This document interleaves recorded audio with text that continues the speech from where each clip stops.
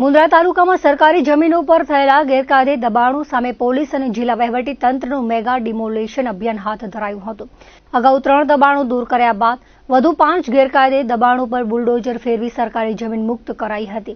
આ અભિયાન અંતર્ગત મુન્દ્રા તાલુકાના ટુંડા ગામે સર્વે નંબર 180 પૈકી અંદાજે 2522 ચોરસ મીટર સરકારી જમીન, જેની અંદાજિત કિંમત 3,37,60,000 થાય છે, ત્યાં થયેલા ગેરકાયદે બાંધકામો તોડી જમીન સરકારના કબજામાં લેવામાં આવી છે। પોલીસ મહાનિર્દેશક અને મુખ્ય પોલીસ અધિકારીના માર્ગદર્શન હેઠળ પોલીસ મહાનિરીક્ષક, પશ્ચિમ કચ્છના પોલીસ અધિક્ષક તેમજ મુન્દ્રા વિભાગના અધિકારીઓએ પ્રાંત અધિકારી અને મામલતદાર સાથે સંકલન કરી કાર્યવાહી હાથ ધરી હતી।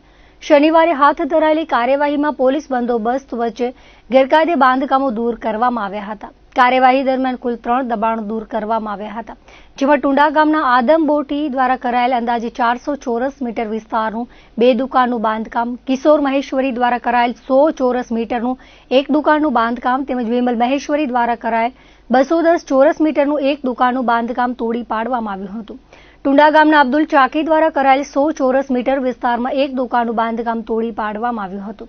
ઉપરાંત વંકાભાઈ રબારી દ્વારા કરાયેલ 184 ચોરસ મીટરના 2 ઓફિસના બાંધકામ પણ દૂર કરાયા હતા। આ ઉપરાંત અંજારના મથડા ગામના ઈશાક હાજી અબડા અને જાવી ઈશાક અબડા દ્વારા કરાયેલ 4 દુકાનોના ગેરકાયદે બાંધકામો જમીનદોસ્ત કરાયા હતા।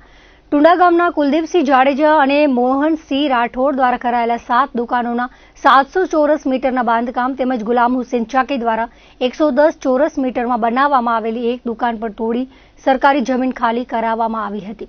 સરકારી જમીન પરના તમામ ગેરકાયદે દબાણો દૂર કરીને જમીન સરકારના કબજામાં સોંપવામાં આવી છે। પોલીસ અને જિલ્લા વહીવટી તંત્રે સ્પષ્ટ કર્યું છે કે સરકારી મિલકતો પરના ગેરકાયદે કબજાઓ સામે આવનારા સમયમાં પણ આવી જ કડક કાર્યવાહી ચાલુ રખાશે।